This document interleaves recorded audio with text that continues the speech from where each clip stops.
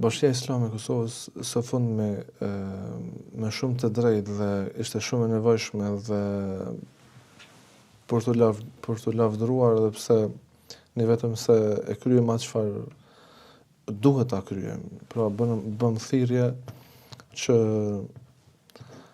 ta përkrahim moshin e fundit për ish-krerët e ushtrisë lirimtare të Kosovës, të cilët po gjykohen padrejtisht për një luftë të drejtë, për një luftë të pastërt, të cilën e kanë bërë dhe do ta bënim secili prej nesh. Edhe pse kam qenë i ri atëherë më kam bërë shumë merak, por do ta bëja të njëjtën çfarë kanë bërë ata burrat mëdhej. Në kohën më të duhur kanë dhënë gjën më të çmuar nga vetja atyre. Prandaj unë uroj që ata sa më shpejt, sa më parë të mundur të lirohen dhe të kthehen në gjirin e tyre familjar, në mesin tonë.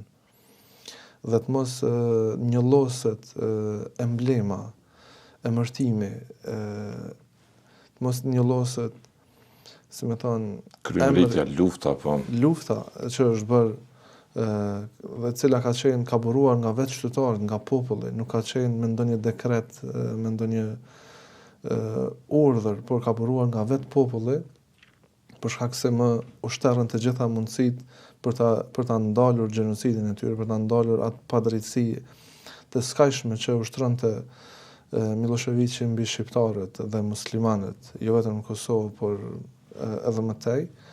Prandaj lufta e ushtrisë lirimtare të Kosovës filloi nga komandanti Adem Jashari, Zoti e mëshiroj, dhe përfundoi me Wesley Clark.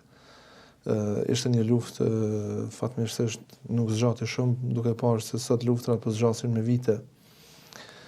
Por ishte një luftë e drejtë, e pastërt, për të cilën meritojnë dekorata ushtarët tanë, komandantët tanë, udhëheqësit tanë, krerët e kësaj lufte.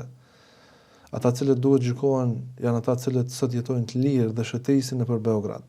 Ata duhet gjykohen, ata duhet dënohen. Por Zoti i madhruar është i drejtë dhe xhehenemin e ka përgatitur për të tillët, për zullumçar, për të kriminalët, për ata që derdhin gjak mbi tokë padrejtisht. Prandaj drejtësia e Zotit, tani pse mund të ikin drejtësisë së kësaj bote, nuk mund të ikin kurrë ballafaqimit me Zotin e tyre, ballafaqimit me Krijuesin e gjithësisë. Do të japin llogari për çdo shqetësim, për çdo gjak, për çdo pikë gjaku, për çdo vrasje, për çdo dhunim e përdhunim që kanë shkaktuar në shoqërinë tonë, ata kriminal. Prandaj e lutem Zotin që t'i shpërblej të gjithë ata që kanë dhënë sadopak kontribut në kohën më të duhur kur është nevojitur që populli ynë ta merr në dorën e tyre. Fatin në duart e tij, më në fund nga zori, po.